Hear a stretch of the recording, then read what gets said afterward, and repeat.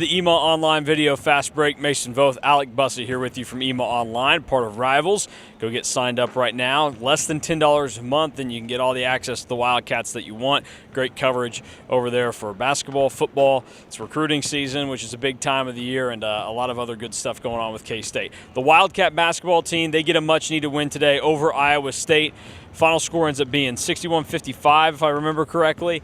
And for K-State, it becomes their sixth win over an AP Top 25 team this year. That ties a record in school history, so that's much to note about. Also, their 20th win of the season, so they are now 20-7. They get to the 20-win mark. That is significant as well.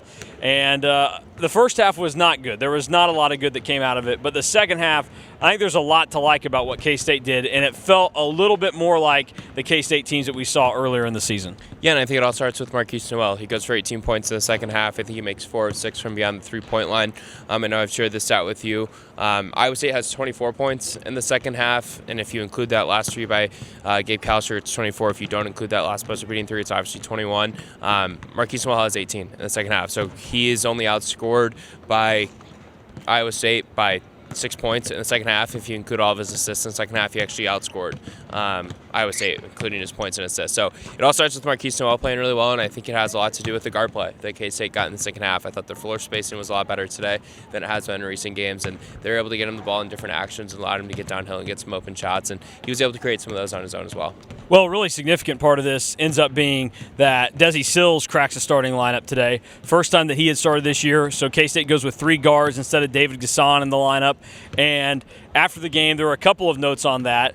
TJ Otzelberger of Iowa State thought that maybe it helped K-State handle the ball better, and it looks like it did because they only turned the ball over 11 times today. That's a step up from what happened in Ames. And when you look past that, it's also K-State wins the battle of points off turnovers today, something they didn't do in Ames. And they also win the fast break points battle, another thing that they struggled with when they went to Iowa State earlier in the year and really had been a killer, a lot of losses this year for K-State. So Sills in the lineup helped them have another ball handler out there, somebody you really trust with the basketball, in Desi Sills. And if there's one thing that you can fault Desi Sills for, it's that he's going to be over-aggressive at times, to where that over-aggression will lead to making some silly plays. But at the end of the day, I would trade off having a guy that his dumb plays come from over-aggression than a guy that can't really do some of the things that Desi Sills can and isn't going to give it 100%, because I don't think you can ever question Desi Sills' effort. And even though the scoring numbers weren't insane today, I do think it added a little bit of a boost for K-State. Yeah, you want to talk about energy for K-State? He's able to get a chase down block after Ken Carter makes a really dumb inbounds pass that's easy to get intercepted and taken the other way. Desi Sills is the one who chases it down and blocks it, and then Iowa State's not able to respond with an open layup attempt as Marquise Noel tries to contest, and then Desi comes right back and he almost nearly gets a dunk that would have been all over posters in Manhattan. Doesn't really get that close to making it. It's kind of funny.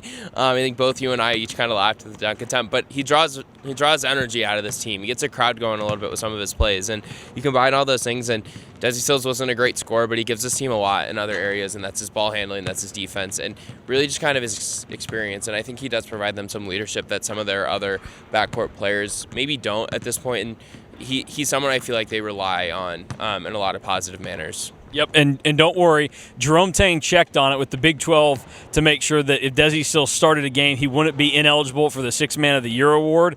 Jerome Tang was told as long as he doesn't start in half the games, he's good. So Desi Sills still eligible for that award. It's likely that it's going to come down to him and Sir Jabari Rice of Texas. The scoring numbers are much higher for Sir Jabari Rice in a lot of games, but on the season he's still only averaging like 11 points. Desi's probably in a category around 8. I'd have to check to be certain. But Desi does add a boost, and there's no doubt that he is one of the better guys off the bench. And today K-State could have used him in the starting lineup, so we'll see if he's out there against Baylor, because Baylor we know is a team that's very guard-heavy. And really with Baylor, the defense hasn't been there this year. It's been more about their offense with their guards, so we'll see if Sills is back in there. A couple of other notes from today. So we talked about Noel stepping it up, 18 points the second half. Looked like he was back to his old form. Only 4 turnovers today for Marquise Noel. That's still, not like a crazy low number, but where he had been, which was over 5 the last couple of games, that's significant to me. And then the shooting steps up in the second half. He's 4 of 9 from 3. So a lot to take away there. Keontae Johnson also had an efficient day. And surprisingly, in a game where a lot of guys ended up in foul trouble, Keontae Johnson is the one guy that really doesn't get into foul trouble for K-State, and he ends up playing 38 minutes. So it was big to have him on the floor throughout the entire game. He finished around the rim, and no doubt about it that he and Marquise Noel were the 2 stars today, and that's what K-State needed to get back on the winning track. Yeah, and I think you talk about some of the foul trouble there in the first half. Obviously, K-State gets tagged. Desi Sills violently puts his shoulder into someone going for a rebound. And for Iowa State, was it deserving of an intentional foul? I don't know. He definitely meant to put a hard body into someone, so I don't have a huge problem with it. David Gasson gets hit with a technical foul for talking trash with an Iowa State player. I think it was Taman Lipsey who also got it. No, it was Jaron Holmes who also got it, so it was double tech there. David Gasson wasn't very good today, so it was good to get some production from Keontae Johnson because he had obviously struggled a little bit. And I thought that Naquan Tomlin gave him good production in the second half. He obviously gets, in my opinion, what was the game-winning layup, that assist that Keontae gave to him right under the basket after his steal to put K-State up 57-50. I thought that Naquan Tomlin has started to find a little bit of consistency here over the last 2 or 3 games. Yeah, it was big for K-State. They were down 8 at halftime. By the first media timeout, they had the lead. They got it up to 3 points. It was 1 when that media timeout finally came. And they've stopped the bleeding. So the bleeding stops with a win against Iowa State. Now the question is, do you actually heal the wound against Baylor? Because that would be a massive win if they were able to take down the Bears on Tuesday here at 6 o'clock in Bramlage. As we're speaking right now, Baylor has a pretty big halftime lead on Kansas in Allen Fieldhouse. And as we know, Texas played a highly emotional game in Manhattan. They won, but then they lost the midweek game when they stayed in the state, went and lost at Kansas. Could Baylor get the big win at KU but come in a little emotionally flat against K-State? We'll see. It'll be a big one on Tuesday night in Bramlage between K-State and Baylor. The Cats got the better of Scott Drew the first time around. I'm sure that Scott Drew wants to get Jerome Tang back. I'm sure he does, and Baylor's obviously playing really well. I think they're a couple of possessions away from being a 2-loss team in the Big 12. In my opinion, they are the best team in the Big 12 right now. I just buy a lot of that guard stock right now with the way Adam Flagler's been playing. Keontae George has been playing at a really high level, as well as we've got the kids running around here. I feel like I should drop into a defensive stance. But, yeah, this is a Baylor team that I'm still really high on. I was high on them before the season, never sold my stock, and we'll see where they're at coming on Tuesday because that's a big-time game for each program.